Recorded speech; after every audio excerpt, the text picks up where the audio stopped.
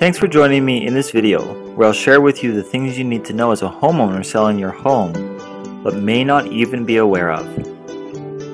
Stay with me for just a moment, and I'll walk you through a couple disaster stories, as well as what you can do to avoid becoming one of them. Most homeowners are aware of problems that can happen during the sale of their home. But what about once the house is sold?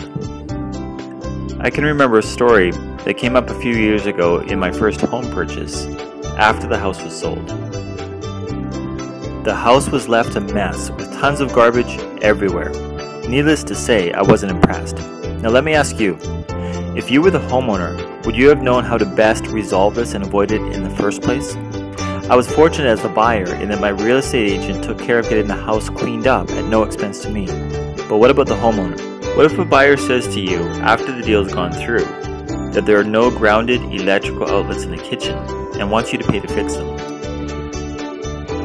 Are you in a position to do so, and do you know how to deal with this problem?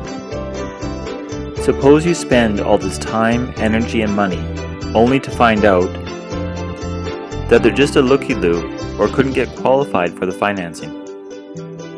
Wouldn't it be better to know that you're working with a qualified buyer? But how do you find out if they're qualified? Another story comes to mind of buyers looking at a home that was for sale by owner. It didn't sell in the end, and later the seller listed it with a real estate agent. After the showing, the buyer said there was no way they wanted to buy the house from this lady because of the way she behaved during the showing. They didn't even want to look at any more for sale by owner homes in the future. So what did the seller do wrong?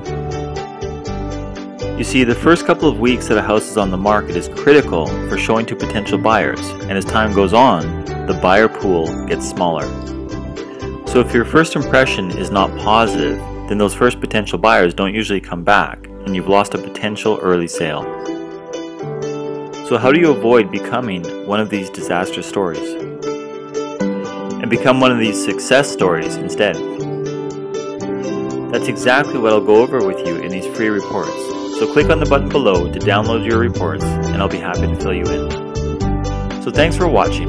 Now I'm sure there's other people out there that want to become successful selling their home just like you. So please feel free to share this over all your social media sites, and I look forward to seeing you on the inside.